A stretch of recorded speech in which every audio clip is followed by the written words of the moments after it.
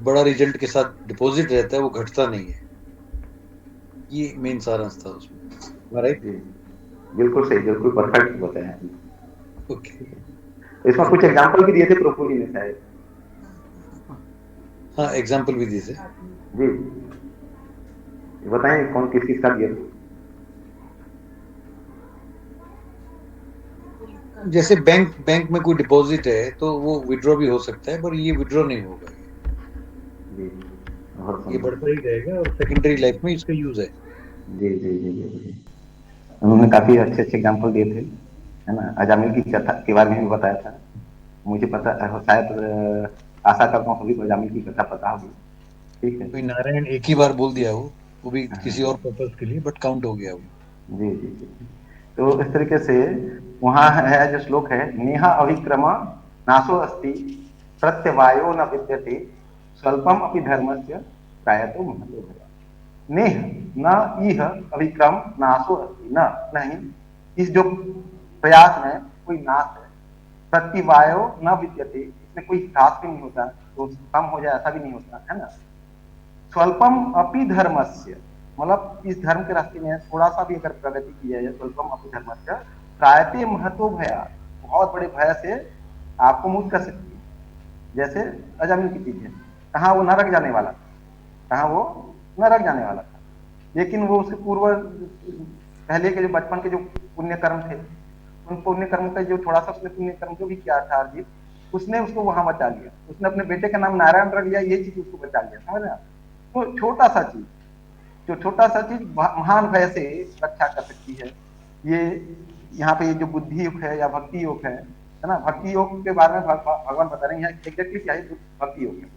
तो भगवान बताते हैं कि जो भक्ति योग का थोड़ा सा ही मात्रा अगर हम करते हैं तो हमें महान भय से रक्षा कर सकता है। प्रभु जी ने उसने बहुत सुंदर बताया था, है ना। तो मैं बहुत ज्यादा इसमें डिटेल नहीं जाऊंगा। आशा है सभी को उसको बहुत अच्छे से समझ में भी आया होगा, है ना। ठीक है, आज का श्लोक लेते हैं। आज का श्लोक है 41 नंबर। ठीक, एनीवन कोई भी प्लीज पढ़े, और जैसे पहले करते तो वही करेंगे, word to word and that meaning also, है ना। तो कोई भी इस श्लोक को पढ़ सकते हैं। हरे कृष्ण। हरे कृष्ण प्रभु। हरे कृष्ण माता। व्यवसायात्मिका बुद्धि रेकेह कुरु नन्दन बहुशाखा ह्यनन्ताश्च बुद्धयो व्यवसायिनाम्। बहुत सुंदर, बहुत सुंदर, मतलब इतना अच्छे से आपने इस श्लोक को कहा है कि मतलब अच्छे से आपने उसको वर्ड को भी अच्छे से इस बार बहुत अच्छे से आपने पकड़ा है। बहुत सुंदर। तो रिपीट कराने की जरूरत है कि आप लोग पढ़ते हैं, मुझे नहीं तुम रिपीट कराएंगे, यहाँ पढ़ना भी सिखाया जाएगा।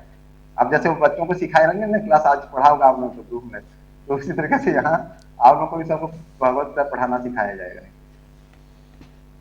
कोई भी मेरे साथ रिपीट कीजिए, करते हैं, प्रयास करते हैं, क्योंकि सही में क्योंकि बहुतों को ना भगवत गीता के श्लोक पढ़ने में दिक्कत भी आती है ना। लेकिन जिस जो इसको मैंने लास्ट टाइम जैसे बताया था, या जो अपना ललित प्रभु जैसा करते हैं, नीचे जो मीनिंग है वो ब्रेकअप है संधि विच्छेद, उसको करते हुए अगर पढ़ते हैं तो समझ में आ जाता है। ठीक है, तो करें। कोई भी आ जाए तो अनम्यूट करके मेरे पीछे दोहरा लीजिए प्लीज, तो मुझे समझ में आ जाएगा कि कितना टाइम लग रहा है, नहीं तो कोई ये नहीं था पर्पस अदरवाइज। व्यवसायत्मिका व्यवसायत्मिका बुद्धि बुद्धि एका एका कुरुनंदन कुरुनंदन बहुशाखा बहुशाखा ही ही अनंता अनंता च च बुद्धयो या बुद्धय बुद्धयो बुद्धय अव्यवसायिना अव्यवसायिनाम व्यवसायी सॉरी व्यवसायत्मिका बुद्धि व्यवसाय आत्मिका बुद्धि एकीह कुरुनंदन एका इह कुरुनंदन बहुशाखा ही अनंताश्च बहुशाखा ही अनंताश्च बुद्धयो अव्यवसायिनाम्। बुद्धय अव्यवसायिनाम व्यवसायत्मिका बुद्धि व्यवसायिकात्मिका बुद्धि एकेह कुरु नन्दन। एकेह कुरु नन्दन। बहुशाखा हि अनन्ताश्च बहुशाखा हि अनन्ताश्च बुद्धयो अव्यवसायिनाम्। बुद्धयो अव्यवसायिनाम्। व्यवसायात्मिका बुद्धिः व्यवसायत्मिका बुद्धि एकेह कुरु नन्दन। एक इह कुरु नन्दन। बहुशाखा हि अनन्ताश्च बहुशाखा हि अनन्ताश्च बुद्धयो अव्यवसायिनाम्। बुद्धयो अव्यवसायिनाम्। अच्छा, वर्ड टू वर्ड मीनिंग कोई ले सकते हैं? एनीवन, कोई भी? Hare Krishna. Word to word meaning. व्यवसाय आत्मिका, कृष्ण भावनामृत में स्थिर। बुद्धि ही, बुद्धि एका मीन्स एकमात्र, यह इस संसार में, कुरुनंदन हे कुरुओं के प्रिय पुत्र, बहुशाखा अनेक शाखाओं में विभक्त, ही निस्संदेह, अनंताः असीम, च भी, बुद्धयः बुद्धि, अव्यवसायी नाम जो कृष्ण भावनामृत में नहीं है उनकी। जी प्रभु जी, 3 लाइन का मतलब ही पढ़ लीजिए, 2 लाइन का। जो इस मार्ग पर चलते हैं वे प्रयोजन में दृढ़ रहते हैं और उनका लक्ष्य भी एक होता है। हे कुरुनंदन, जो दृढ़ प्रतिज्ञा नहीं है उनकी बुद्धि अनेक शाखाओं में विभक्त रहती है। जो इस मार्ग पर चलते हैं, व्यवसायत्मक बुद्धि, व्यवसायत्मक का मतलब कृष्ण भावनामृत वाली जो बुद्धि है, या जो बुद्धि योग है हम बोले ज्यादा अच्छा है, या जो भक्ति योग बोले, है ना। यहाँ भक्ति कृष्ण भावनामृत जहां भी आ जाती है वो आपको भक्ति योग भी बोले तो ज्यादा अच्छा है ना। तो ये जो आप पहला वाला श्लोक देखें, नेह अभिक्रम नाशो अस्ति प्रत्यवायो न विद्यते स्वल्पम अपि धर्मस्य प्रायतो महतो भया। मतलब जो स्वल्पम अपि धर्मस्य, इस धर्म के मार्ग पे, ये जो भक्ति योग मार्ग में थोड़ा सा भी अगर प्रगति की जाती है तो वो महान भय से रक्षा करती है बोलते हैं भगवान, है ना।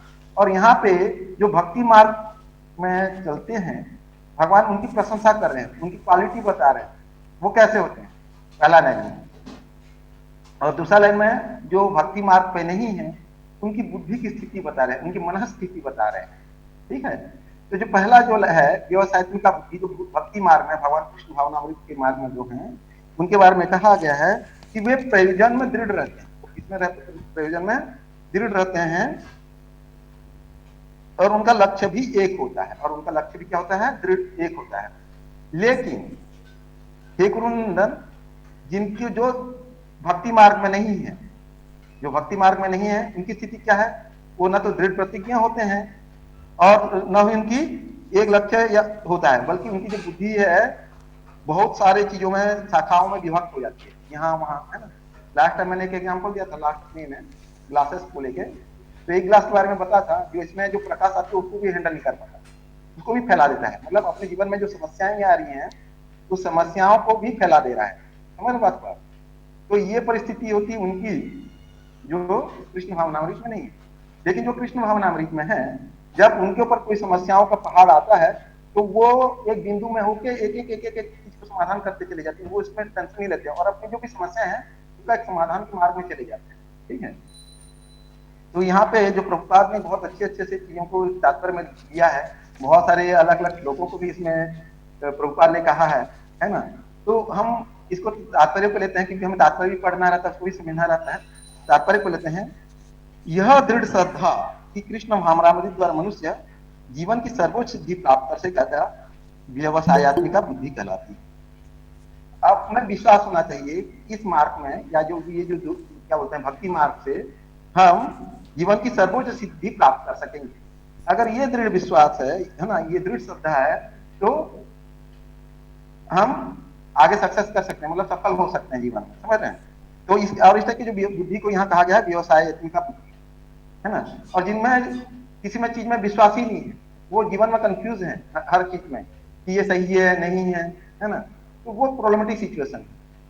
तो इसीलिए जो हमारा गुरु वंदना में एक लाइन है गुरुमुख पद्म वाक्य, गुरुमुख पद्म वाक्य, मतलब जो गुरु जो बोले हैं, क्या भगवान को, यहाँ पे भगवान कृष्ण को ले सकते हैं, प्रभुपाद को ले सकते हैं, है ना। ये लोग जो बोले हैं वो पद्म वाक्य है। पद्म वाक्य मतलब जो एकदम पाषाण की तरह, लकीर की तरह बिल्कुल सत्य है हर परिस्थिति में, है ना। गुरुमुख पद्म वाक्य चित्ते ते करिह अत्य आर न करिह मने आस, मतलब उसका ये मतलब है कि जो गुरु का जो मुख है, गुरु ने जो बताया है वो पद्म वाक्य है ना। उस पर विश्वास पूरा एक निश्चय की करना है और मन में और कोई दूसरी तरह की इच्छा नहीं करना है। गुरु ने बोला है कि आपको 16 माला जपना है तो आपको जपना है, या गुरु ने बोला कि 4 नियम पालन करना तो करना है। उसमें इफ और बट, इफ और बट, किंतु और परंतु जैसे शब्दों की कोई भी महत्व नहीं होती। यहाँ आपने इन चीजों को लगाया, आप में वो श्रद्धा की कमी है। तो यहाँ पे जो पहला लाइन है बहुत सुंदर लाइन है, यह दृढ़ श्रद्धा कि कृष्ण भावनामृत द्वारा मनुष्य जीवन की सर्वोच्च सिद्धि प्राप्त कर सकेगा, व्यवसायत्मिका बुद्धि कहलाती है। अगर आप ये दृढ़ विश्वास है ही नहीं, अगर आप ये दृढ़ विश्वास है ही नहीं, तो भगवद गीता पढ़ना टोटली व्यर्थ है आपके लिए। क्यों? क्योंकि आप समझ ही नहीं पाएंगे। फिर जो आप अपने अपने कामों के लिए जिस कारण से आप जुड़े हुए हैं, मान लो कोई गलत उसी कारण से, मतलब इस कारण को छोड़ के किसी और काम से जो है बस उतना ही वो टच करके जा पाएगा। इसका जो सार तत्व है, इसका जो मर्म है, वो समझ ही नहीं पाएगा। तो दृढ़ श्रद्धा होना चाहिए कि कृष्ण भावना के द्वारा मनुष्य जीवन की सर्वोच्च सिद्धि प्राप्त कर सकेगा। चैतन्य चरितामृत का मध्य लीला का एक श्लोक रूपा ने यहाँ कोट किया है, उसमें कहा गया है, श्रद्धा शब्दे विश्वास कहे दृढ़ निश्चय, कृष्णा भक्ति कहले सर्व कर्म कृत है। मतलब श्रद्धा जो शब्द है ना, श्रद्धा शब्द पे अगर हम विश्वास करते हैं तो इसमें अगर दृढ़ निश्चय करते हैं तो कृष्ण भक्ति के द्वारा जो भी सभी प्रकार के हमारे कर्म है, जो भी कर्म है हमारे, वो सफल होते हैं ना। तो यहाँ पे लिखाते हैं प्रभुपाद, श्रद्धा का अर्थ है, प्रभुपाद जो लिख रहे हैं, श्रद्धा का क्या अर्थ है? किसी अलौकिक वस्तु में अटूट विश्वास, किसी अलौकिक वस्तु या किसी भी मतलब व्यक्ति पे भी ले सकते हैं, है ना। चाहे वो अपने गुरु के ऊपर हो, है ना, चाहे भगवान कृष्ण के ऊपर हो, उनकी जो वाणी के ऊपर है। अगर हमारा अटूट विश्वास है तो ही सफलता के मार्ग में जा सकते हैं। अगर हम कंफ्यूज हैं तो नहीं हो पाएगा। अगर मेरे टीचर मुझे पढ़ा रहा है 2 3 जा मतलब 2 × 3 = 6, है ना, या 2 + 2 = 4, है ना, 2 + 2 = 4। तो जब बच्चों को पढ़ाया जाता है स्कूल में 2 + 2 = 4, तो बच्चा को डाउट रहता क्या, नहीं गुरु साहब गलत पढ़ा रहे हैं, आगे हो सकता है, नहीं ना, उसको विश्वास है गुरु पढ़ा रहा है। अगर गुरु गलती से ये भी पढ़ा दे, गुरु गलती से, अगर गुरु मूर्ख है, अगर गुरु गलती से ये भी पढ़ा दे 2 + 2 मतलब 2 + 2 5, बच्चा उसी को स्वीकार कर लेता है। अगर गुरु मूर्ख है, लेकिन ऐसी चांसेस कम है, होते हैं, ऐसा नहीं कि नहीं ऐसे गुरु नहीं है, ऐसे भी गुरु हैं मूर्ख टाइप के। तो हमें तो देखना पड़ेगा, इसलिए मैं बोलते हैं हम लोग की क्वालिटी कहाँ पे है, हमें पता करना रहता है, कौन सा स्कूल में अच्छा पढ़ाई होता, क्या होता करना रहता है। इसी तरीके से हमें भी आध्यात्मिक प्रगति के लिए एक सही जगह जाना रहता है, जहाँ हमें जो क्या बोलते हैं भगवान को तत्व से जो जानने वाले गुरु हैं, उनसे हमें समझना रहता है, जो भगवान कृष्ण को जानते हैं, जो भगवान कृष्ण की शरण ग्रहण करते हैं। ऐसे नहीं जो स्वयं को ही भगवान घोषित करके बैठे हैं और भगवान कृष्ण को ही दूध से मक्खी की तरह निकाल रखे हैं, है ना। भगवान भगवत गीता तो लेते हैं, लेकिन भगवत गीता में भगवान कृष्ण को वो भगवान की तरह स्वीकार नहीं करते। वो अपने लोगों को खड़ा करते हैं और ये बोलते कि ये इन्होंने लिखा, उन्होंने लिखा। बहुत सारे आज के डेट में संस्थाएं हैं, उसने एक संस्था का नाम बताया, संस्था नहीं, एक पर्टिकुलर व्यक्ति का नाम मैंने बताया था। ऐसी एक संस्था और भी है जो नाम नहीं लेता हूँ, लेकिन हिंट कर देता हूँ, वो माता जाऊँ से भरी है, उस संस्था माता जियों से चलती है, ठीक है। पहले तो एक समय था जो वो लोग भगवत गीता को मानते ही नहीं, अब वो भगवत गीता को देखिए, भगवत गीता नहीं लेंगे रहे तो हमारे फॉलोअर्स नहीं बढ़ रहे हैं। तो उन्होंने भगवत गीता को एक्सेप्ट करके उन्होंने ये बोल दिया कि इसको भगवान कृष्ण ने नहीं कहा है, हमारे बाबा और टाबा को पता नहीं किन उन लोगों ने कहा है। तो समझ रहे ना। तो इस तरीके से बहुत सारे लोग हैं जो कि पहले तो भगवत गीता को स्वीकार ही नहीं करते हैं, और जब भगवत देखते हैं कि हमारी चीजें फॉलोअर्स नहीं बढ़ रहे हैं, उनको समस्या क्या, फॉलोअर्स नंबर बढ़ाने, और नंबर बढ़ाने के लिए भगवत गीता को स्वीकार तो करते हैं, लेकिन वहां से भगवान कृष्ण को अलग कर देते हैं। वो बोलते हैं भगवान कृष्ण ने दिया ही नहीं भगवत गीता का उपदेश। तो कृष्ण किसी कोई ना कोई श्लोक को लेके वो उटपटांग अर्थ लगा के भगवान कृष्ण को उससे दूर करने की कोशिश करते हैं। मतलब उनको दर्द है भगवान कृष्ण से, समस्या है भगवान कृष्ण से, उनको अपने अपने लोगों से प्यार है, समझ रहे हैं, और वही भगवत गीता का है। इस तरीके से लोग लोगों का ये करते हैं कि आप लोग को भी लगेगा, जो उनके फॉलोअर्स उनको भी लगता है शायद यही सही बोल रहे हैं, ठीक है। तो श्रद्धा का अर्थ है किसी अलौकिक वस्तु में अटूट विश्वास। जब कोई कृष्ण भावनामृत के कार्यों में लगा होता है तो उसे परिवार, मानवता या राष्ट्रीयता से बनकर कार्य करने की आवश्यकता नहीं।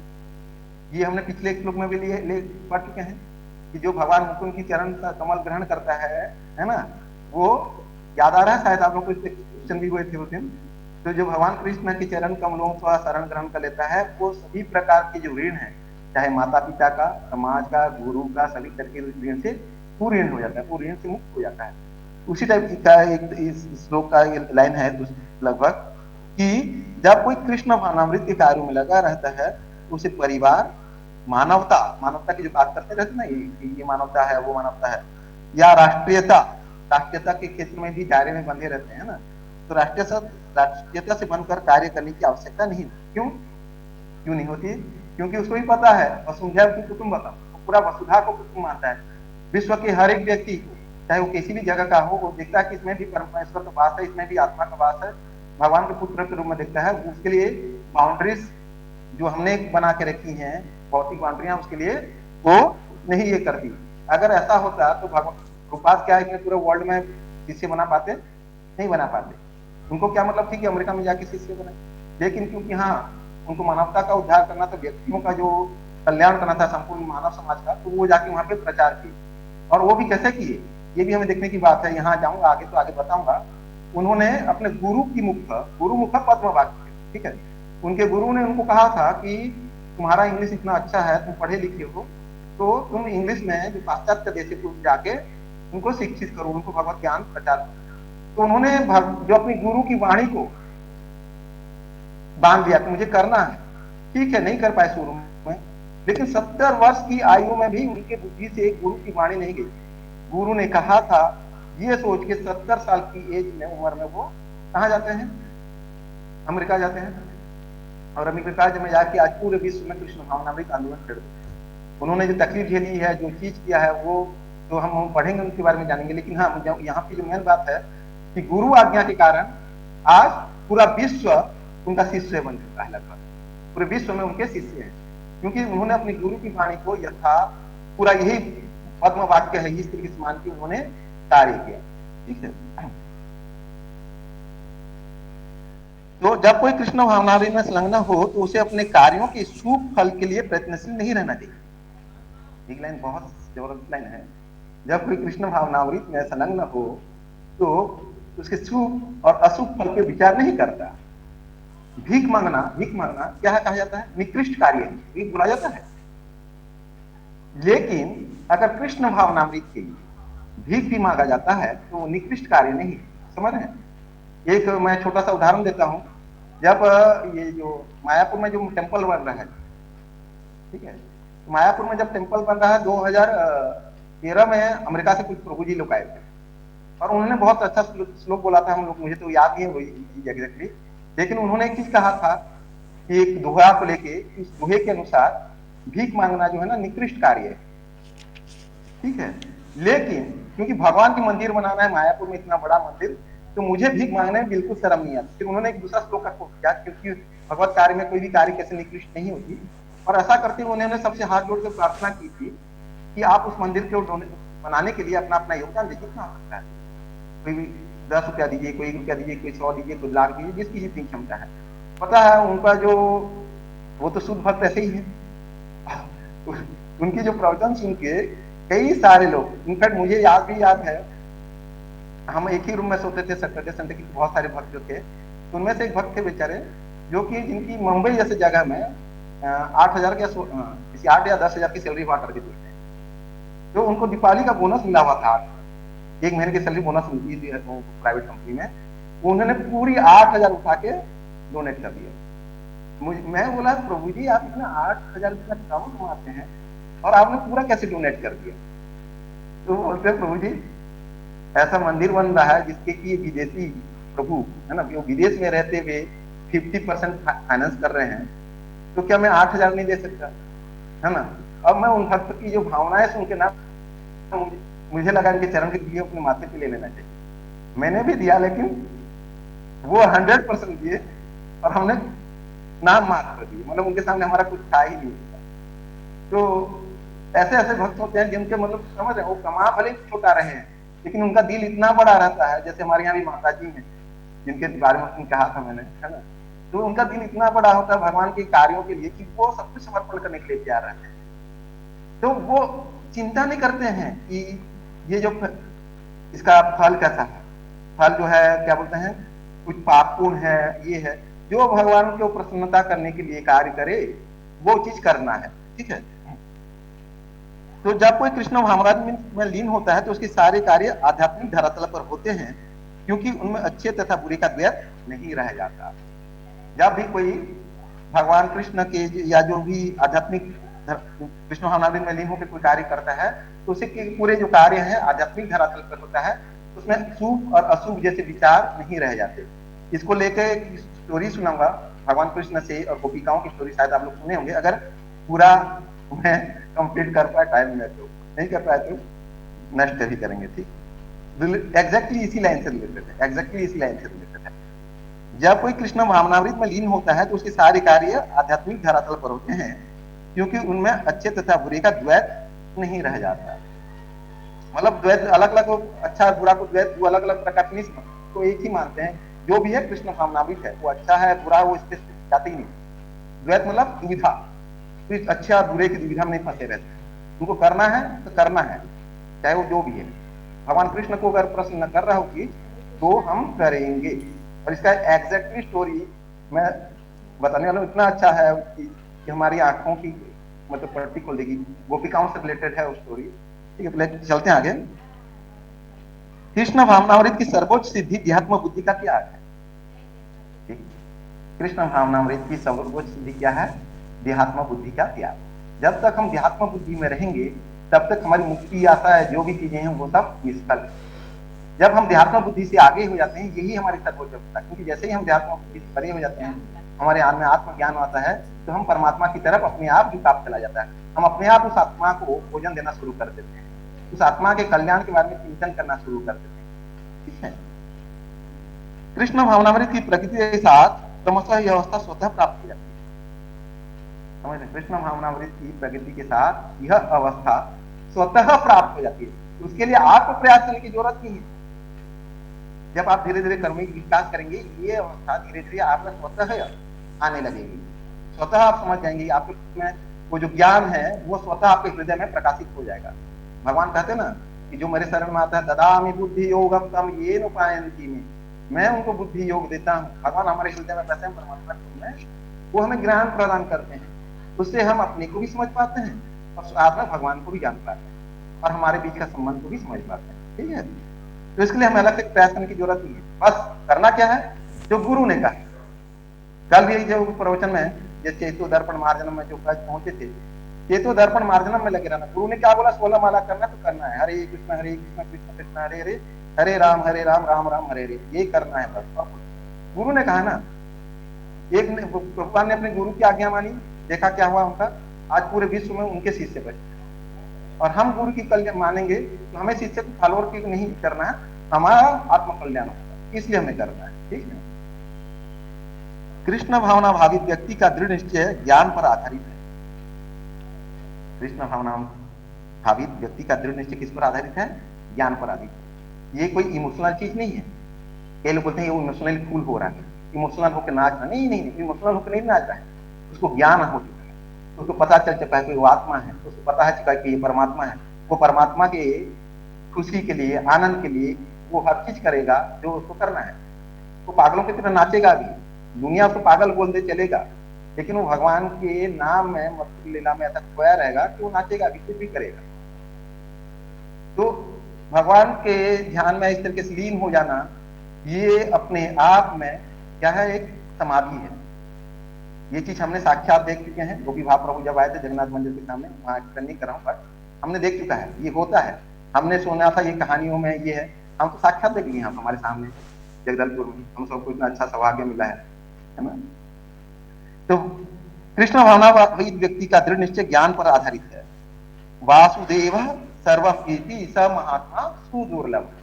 भगवान कृष्ण मतलब जो है वो सब कुछ है, वासुदेव जो है सब कुछ है।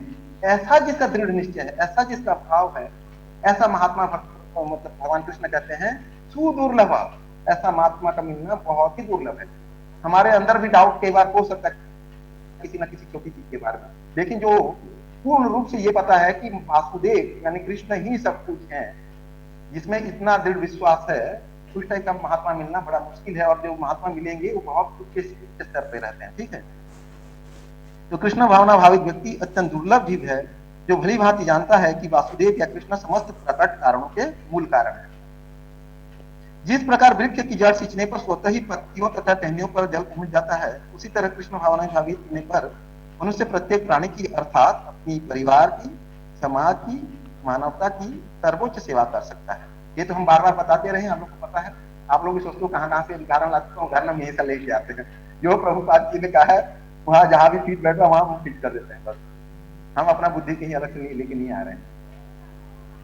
यदि मनुष्य के कर्मों से कृष्ण प्रसन्न हो जाए तो प्रत्येक व्यक्ति संतुष्ट होगा। हमारे कर्मों से अगर कृष्ण संतुष्ट हो गए तो प्रत्येक व्यक्ति तुष्ट होगा, संतुष्ट होगा। किंतु कृष्ण भावनामृत में सेवा गुरु के समस्त निर्देशन में ही ठीक हो पाती है, क्योंकि गुरु कृष्ण का प्रामाणिक प्रतिनिधि होता है और जो शिष्य के स्वभाव से परिचित होता है। तो गुरु के निर्देशन में कार्य करना है। गुरु की जैसा बता रहे हैं उनके अनुसार हमें अपना भक्ति भाव में जाना है। तद विधि प्रणिपात परिप्रश्न जैसे उपदेक्षन्ति ते ज्ञानम ज्ञानिनः तत्त्वदर्शी। भगवान गुरु के सामने आत्मनिवेदन करना पड़ेगा, उसमें समर्पण करना पड़ेगा, उनकी सेवा करनी होगी, तब हमें ज्ञान मिलेगा। तो किसी ना कुछ गुरु, अगर हम ऐसा रहता कि गुरु की आवश्यकता नहीं रहती तो हम भौतिक पढ़ाई के लिए भी हम गुरु के ऊपर निर्भर रहते हैं। 2+2 4 ये जानने के लिए भी हम गुरु के ऊपर निर्भर है। नहीं तो एक बच्चा कभी 1 2 3 4 भी नहीं सीख पाएगा। 2+2 तो छोड़ दीजिए, होल स्क्वायर A+B का होल स्क्वायर तो छोड़ दीजिए, सिंपल 1 2 3 4 भी बच्चा नहीं सीख पाएगा जब तक कोई गुरु न मिले। गुरु को भी हो सकता, माता पिता को में हो सकता गुरु जो उनको बताए, है ना। तो एक सिंपल भौतिक ज्ञान के लिए भी हमें गुरु की आवश्यकता है। तो आध्यात्मिक ज्ञान जैसे विशद चीज पे जानना, उसके लिए तो गुरु की आवश्यकता है ही है। उसके बिना हम जान नहीं पाते। और ये जो गुरु होते हैं कृष्ण के, भगवान कृष्ण के साक्षात प्रतिनिधि होते हैं और उसे कृष्ण भावना की दिशा में कार्य करने के लिए मार्ग दिखा सकता है। और ऐसा गुरु कौन होना चाहिए? जो कि कृष्ण भावनामृत की दिशा में कार्य करने के लिए मार्ग दिखा सकते हैं, है ना। अतः कृष्ण भावनामृत में दक्ष होने के लिए मनुष्य को दृढ़ता से कर्म करना होगा और कृष्ण के प्रतिनिधि की आज्ञा का पालन करना होगा। आज्ञा का पालन करना होगा और दृढ़ता से कर्म भी करना होगा। अब दृढ़ता से कर्म क्या है? दृढ़ता से कर्म वही है, कठोरता के साथ अपने जो चारों नियमों का पालन करना है।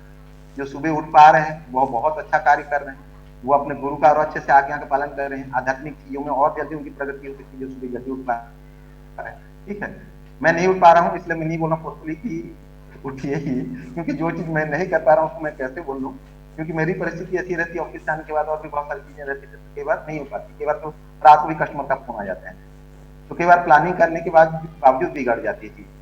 लेकिन मैं भी प्रयासरत हूँ कि उसको सुधार। ठीक है, 4 बजे नहीं तो कम से कम 5 बजे हो, इस टाइप के प्रयासरत है हमारा, मेरा भी चीज। तो प्रयासरत हमें हर चीज को रहना चाहिए। अगर हम प्रयास भी कर रहे हैं, अगर हमारा प्रयास भी रहेगा तो गुरु और कृष्ण ये देखेंगे कि प्रयासरत है ना, तो हमारी सहायता करेंगे। ठीक उसी तरीके से जैसे एक चिड़िया समुद्र के पानी निकाल निकाल के बाहर फेंक रही थी, तो कोई आपको पता होगा जो अंडे दे गई थी चिड़िया समुद्र की, और फिर उसी प्रयास देखते हुए गरुड़ जी आगे उसकी सहायता करने के लिए, और उसके अंडे समुद्र ने वापस कर दिए। ये शायद स्टोरी आप लोगों को पता होगा। तो उसी तरीके से जब हम प्रयास करते हैं चिड़िया की तरह कि हम अपना प्रयास में तो दृढ़ निश्चय होकर प्रयास करते रहते, तो हमें कभी ना कभी सफलता निश्चित रूप से, लेकिन प्रयास करेंगे ही नहीं तो सफलता भी मिलना मुश्किल है। प्रयास जरूरी है हमारी तरफ से। उसे गुरु के उपदेशों को जीवन का लक्ष्य मान लेना होगा। ठीक है, अच्छा, श्रील विश्वनाथ चक्रवर्ती ठाकुर ने गुरु की प्रसिद्ध प्रार्थना से उपदेश दिया है। हम लोग सुबह जो प्रार्थना करते हैं गुरु अष्टकम, है ना, जो क्या बोलते हैं, सुबह सुबह मंगल आरती करते हैं, है ना, उसमें एक बहुत है सुंदर ही है श्लोक, है ना, यस्य प्रसादात् भगवत् प्रसादो यस्य प्रसादान्न गतिः कुतोऽपि, है ना। उसका ध्यायन् स्तुवन्तः वंदे गुरुः श्रीचरणारविन्दम्। समझ रहे हैं? यस्य प्रसादात् भगवत् प्रसाद यस्य प्रसादान्न गतिः कुतोऽपि। यस्य प्रसादात् मतलब गुरु की प्रसाद, गुरु की कृपा। गुरु की कृपा जो है वो भगवान की स्वयं कृपा समझ लीजिए।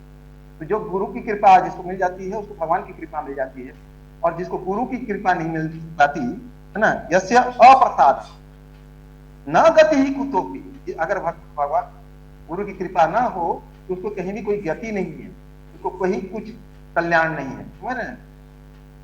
तो ध्यान वंतस्य यशस्वी संध्यम वंदे गुरु श्री चरणा रविंद्र, मतलब गुरु की त्रिकाल संध्या उनकी प्रार्थना करते हैं और गुरु के चरणों की जो कमल है उसकी हम वंदना करते हैं ना। तो इसको एज इट इज मीनिंग देते हैं, गुरु की तुष्टि से भगवान भी प्रसन्न होते हैं। गुरु को प्रसन्न किए बिना कृष्ण भावनामृत के स्तर तक पहुंच पाने की कोई संभावना नहीं रहती। अतः मुझे उनका चिंतन करना चाहिए और दिन में 3 बार, और दिन में 3 बार त्रिसंध्यम, त्रिसंध्यम लिखा ना, 3 संधि, और दिन में 3 बार उनकी कृपा की याचना करनी चाहिए और अपने गुरु को साधन नमस्कार करना चाहिए। याचना करनी चाहिए, हे गुरु मैं तो बहुत अधम है, मूर्ख हूँ, नीच हूँ और आप मुझे मिले हैं, आप मुझ पर कृपा करें कि मैं भगवान कृष्ण को, आपको इस माध्यम से भगवान कृष्ण को और जो कृष्ण भावनामृत में अग्रसर हो सकूं और इस ज्ञान को मैं भी प्राप्त कर सकूं और आपके चरणों के आशीर्वाद से ही चीजें सफल हो सकती। इस तरीके से जैसे भी है हो, एक दीनहीन भावना में, जब तक हम दीनहीन भावना में याचना नहीं करेंगे वो नहीं मिलेगा। तो कांदिया कांदिया तब पीछे धाई, एक है श्लोक है ना, मतलब कृष्ण तो तुम्हारे हैं, गुरु को कहा जा रहा है कि कृष्ण तो तुम्हारे हैं। एक्चुअली यहाँ पे चैतन्य महाप्रभु के लिए कहा गया है, कृष्ण तो तुम्हारे हैं तो आप ही कृष्ण को मुझे प्रदान कर सकते हैं, वो कृष्ण का ज्ञान और कृष्ण का विज्ञान आप ही मुझे प्रदान कर सकते हैं। मैं तो अधम नीच हूँ और मैं रोते हुए आपके पीछे भाग रहा हूँ, कांदिया कांदिया तब पीछे धाई, मतलब रोते रोते मैं आपके पीछे दौड़ रहा हूँ, गुरु मुझे कल्याण कीजिए, मैं अति अधम और पतित हूँ, मुझे कुछ नहीं पता, आप इस अधम और अपने सबसे नीच और सबसे पतित शिष्य के कल्याण करें, ठीक है। किंतु यह संपूर्ण पद्धति देहात्म बुद्धि से परे, सैद्धांतिक रूप में नहीं वरन व्यावहारिक रूप में पूर्ण आत्मा ज्ञान पर निर्भर करती है। ये जो संपूर्ण पद्धति है देहात्म बुद्धि के से परे है ना, देहात्म बुद्धि से तो परे होना चाहिए है ना। और ये सैद्धांतिक रूप से नहीं खाली पढ़े हैं थ्योरेटिकल, सैद्धांतिक रूप से नहीं बल्कि प्रैक्टिकल, बल्कि व्यावहारिक रूप से पूर्ण आत्मज्ञान पर निर्भर करती है। आप व्यावहारिक रूप से उस ज्ञान को प्राप्त कर चुके हैं, प्रैक्टिकल अपनी इन चीजों को समझ पा रहे हैं तो ठीक है। आपने खाली याद कर लिया तोते की तरह और तोते की तरह रटे जा रहे हैं कि, और उससे नहीं होगा, समझ ना। थ्योरेटिकली याद रखने से और उसको अपने जीवन में नहीं शामिल करने से उस ज्ञान को कोई फायदा नहीं है। हमें पता तो है कि हमें 16 माला करनी चाहिए लेकिन हम कर नहीं रहे हैं। हर चीज हमें थ्योरेटिकली पता है, प्रैक्टिकली व्यावहारिक रूप से हमने अपने जीवन में उसका कोई पालन नहीं किया है तो उसका कोई अर्थ है? जब प्रयास नहीं, सिर्फ ज्ञान होने से क्या होता है? ज्ञान तो रावण को भी था, तो खाली ज्ञान हमसे नहीं होता है, उसको हमारे जीवन में उसको उतारना पड़ेगा, उसका हम व्यावहारिक रूप से लेना पड़ेगा, सैद्धांतिक रूप से नहीं। व्यावहारिक रूप से जब हम कार्य करते हैं तो इस तरीके से पूर्ण आत्मज्ञान पर निर्भर करती है। जब सकाम कर्मों से इंद्र तृप्ति की कोई संभावना नहीं रहती, और जब ऐसी चीज जब हो जाएगी तो हमें सकाम कर्मों से किसी तरीके की हम इंद्र तृप्ति की इच्छा भी नहीं रहेगी हमारी, ठीक है। जिनका मन दृढ़ नहीं है वही विभिन्न सकाम कर्मों की ओर आकर्षित होता है। जिनका मन दृढ़ है वो निश्चित है, उसका दृढ़, उसका लक्ष्य एक निश्चित है। लेकिन जिनका मन क्या है, दृढ़ नहीं है, वो विभिन्न प्रकार के सकाम कर्मों की ओर आकर्षित होता है। विभिन्न प्रकार के सकाम कर्म, जैसे आज के डेट में देखेंगे कि अध्यात्म को योगा से जोड़ लिया, तो कोई योगा करेगा एक्सरसाइज, और वो फिजिकल एक्सरसाइज और फिजिकल हेल्थ को क्या मान बैठा है, ये अध्यात्म है। आजकल के बहुत सारे गुरु हैं, डिफरेंट डिफरेंट मार्ग बताते हैं, ये मार्ग तो वो मार्ग, ये योगा तो फलाना योगा तो ठिकाना योगा। कोई सोचता है नहीं मैं ध्यान करूंगा, है ना, कोई करता है मैं ध्यान करूंगा तो मैं भगवान को प्राप्त करूंगा। कोई कहेगा मैं अष्टांग, आज ही एक व्यक्ति लड़के से बात हो रही थी, बिल्कुल मैं नाम नहीं बताऊंगा, यहाँ से किसी से रिलेशन में भी है वो, ठीक है। तो मतलब भक्तों के घर में भी इस टाइप के लोग होते हैं। मुझे आश्चर्य हो रहा था, वो तो पहले बोले हाँ हमारे घर में ऐसे हैं वैसे हैं, मेरे बैंक में आए थे, और फिर बोलते हैं मैं ना अभी अष्टांग योग कर रहा हूँ। तो ये अष्टांग योग में कहाँ तक प्रगति है तो पता नहीं उनको। बोला भगवत गीता पढ़ते हैं, बोले भगवत गीता रखा है ना मेरे यहाँ, तो हमारे घर में सब टाइप के लोग हैं, कृष्ण भावनामृत लोग, शिव भक्त लोग, योगा लोग, फलाना लोग, ढिकाना लोग, पता नहीं सभी टाइप के लोग उन्हीं के घर में। मतलब मैं बोला ये कबूतर का सबको चिड़ियाघर है शायद उनके घर, मतलब मल्टीपल टाइप के लोग होते हैं। अरे पति पत्नी और बच्चे अगर एक ही में जा रहे हैं तो ऐसा थोड़ी है, पति बोला मैं कृष्ण जी को जाऊंगा, वो बोला मैं शिव जी को जाऊंगा, बच्चा बोल रहा मैं तो योगा करूंगा, मतलब ये क्या चल रहा है, चिड़ियाघर थोड़ी है। तो उस टाइप का परिस्थिति, वो लोग विभिन्न तरीके से अलग अलग मार्गों में उनका मन भटका हुआ है, वो समझ नहीं पा रहे हैं कहाँ जाएंगे। वो कभी इस संस्था में जाएंगे, उसकी चीजें सुनेंगे, हाँ ये भी अच्छी है, फिर वहां आ जाएंगे वो भी अच्छा लग रहा है। तो उनकी बुद्धि, मैं तो जो भौतिक लोगों की बात ही नहीं कर रहा हूँ, मैं तो यहाँ सिर्फ आध्यात्मिक लोगों तक की बात कर रहा हूँ। जो भौतिक है उनका तो बुद्धि और भी बिखरा हुआ है, लेकिन जो आध्यात्मिक में भी आने की कोशिश कर रहे हैं और जो दृढ़ निश्चय नहीं है, जो कृष्ण भगवान को स्वीकार नहीं कर पा रहे हैं, उनका भी बुद्धि बिखरा हुआ है। मैं अभी वहां उनकी बात कर रहा हूँ। तो अलग अलग सत्संग में जाके अलग अलग चीजें पकड़ के आते हैं और अल्टीमेटली कहीं के लिए रहते हैं। एक वर्ड गलत बोल रहा हूँ, लेकिन एक मुहावरा है इसलिए मैं बोल रहा हूँ, धोबी का कुत्ता न घर का। यहाँ मैं उनके लिए बोल रहा हूँ जो इस तरह की परिस्थिति क्रिएट करते हैं। तो वो उनकी स्थिति क्या है, वो ना इधर के रह पाते हैं, ना उधर के रह पाते हैं, नीचे गिर जाते हैं, टोटली पतन हो जाता है। वो कहीं पे स्थिर होकर रह ही नहीं पाते। तो ऐसे लोग मूर्ख हैं। यही एक जगह पकड़ लो, चाहे जो भी है, आप योगा ही करते हो, फिजिकल एक्सरसाइज, चलो श्वास ले लो भाई, लेकिन इतना भटकाव जो है वो ठीक नहीं है। स्टोरी लेने के लिए समय तो है नहीं, 8-38 हो गया, स्टोरी नहीं है एग्जैक्टली, बहुत सुंदर चीज है। मैं चाहूंगा या तो ले लूं, क्योंकि वो चीज हमारी ना ज्ञान चक्षु खोल सकता है कि जो हम बोलते हैं ना कि ये पाप लगेगा, ये पुण्य लगेगा, इस तरह की चीज है वो। ठीक, रहने देते हैं, यहीं पे समाप्त करते हैं। कोई सवाल है तो प्लीज पूछिए। हरे कृष्ण।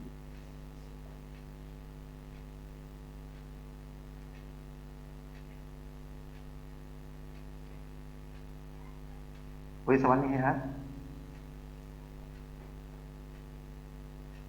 आज कोई सवाल नहीं है शायद प्रभु जी, कोई नहीं।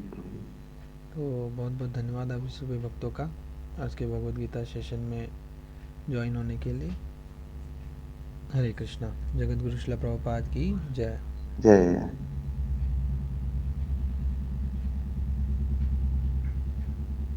हरे कृष्ण।